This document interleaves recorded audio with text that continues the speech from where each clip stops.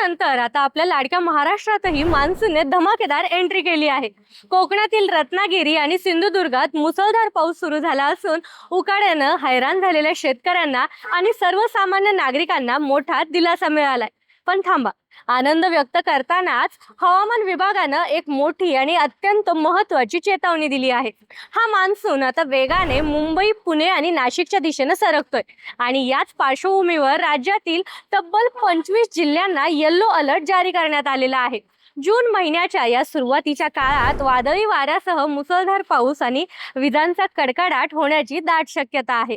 आता विजा चमकत असताना स्वतःचा जीव कसा काय वाचवायचा याकडे जरा काळजीपूर्वक लक्ष द्या। पहिली गोष्ट, मेघगर्जना होत असताना कधीही झाडांखाली किंवा मोकळ्या मैदानात उभे राहू नका।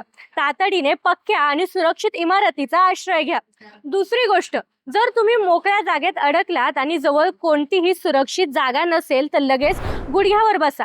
हाताने दोन्ही कान झाका आणि डोकं दोन्ही गुडघ्यांच्या मध्ये ठेवा।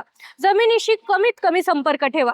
तिसरी गोष्ट, टॉवर्स, विजेचे खांब, लोखंडी कुंपण, ट्रान्सफॉर्मर्स आणि लोंबकळणाऱ्या केबल पासून सावध राहा। मोबाईल किंवा कोणत्याही विद्युत उपकरणाचा वापर हा शक्यतो टाळाच। शेतात काम करत असाल तर ट्रॅक्टर, सायकल आणि शेतीची धातूची अवजारं यांच्या आजूबाजूला थांबू नका। तसेच विजांचा अचूक अंदाज घेण्यासाठी भारत सरकारचे दामिनी मोबाईल ॲप आजच डाउनलोड करा, जे तुम्हाला आधीच सावध करेल। हे ॲप तुमच्या मोबाईलच्या GPS चा वापर करून तुम्ही ज्या भागात आहात त्याच्या 20 ते 40 किलोमीटरच्या परिसरात वीज कुठे पडणार आहे आणि का याचा अचूक अंदाज 15 ते 20 मिनिट आधीच देतं। शेतकरी बांधवांनो आणि पशुपालकांनो, हा मान्सूनचा काळ शेतीसाठी महत्त्वाचा असला तरी वादळी वारे आणि गारपिटीमुळे मोठं नुकसान होऊ शकतं। यामुळे बाजारात विक्रीसाठी आणलेला किंवा शेतात काढणीला आलेला शेतमाल वेळेत सुरक्षित ठिकाणी साठवून ठेवा किंवा ताडपत्रीने नीट तो झाकून ठेवा। दुसरी अतिशय महत्त्वाची गोष्ट म्हणजे मुक्या जनावरांची काळजी। विजांच्या कडकडाटात गुरांना उघड्यावर किंवा झाडाला अजिबात बांधून ठेवू नका। झाडावर वीज पडण्याची शक्यता सर्वाधिक असते। यामुळे जनावरांना तातडीने सुरक्षित आणि पक्क्या छताच्या गोठ्यात हलवा। तसेच धरण किंवा नदी परिसरात जनावरांना नेणे टाळा। आता वळूयात पर्यटकांकडे। पावसाळा सुरू झाला की धरण आणि नद्यांवर गर्दी होते, पण प्रशासनाची हात जोडून विनंती आहे की धरणाच्या पाण्यात, नदीच्या व कालव्याच्या प्रवाहामध्ये उतरू नका।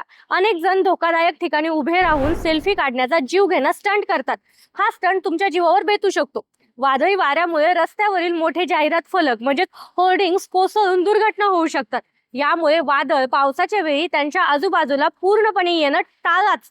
आणि सगळ्यात महत्त्वाचं म्हणजे कोणत्याही आपत्कालीन परिस्थितीत स्थानिक प्रशासनाच्या सूचनांचं पालन करा। मदतीसाठी तात्काळ जवळची पोलीस स्टेशन किंवा तहसील कार्यालयाशी संपर्क साधा।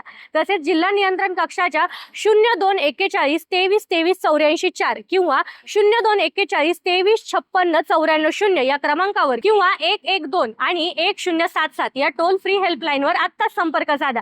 आणि अशाच नवनवीन अपडेटसाठी पेजला फॉलो करायला विसरू नका।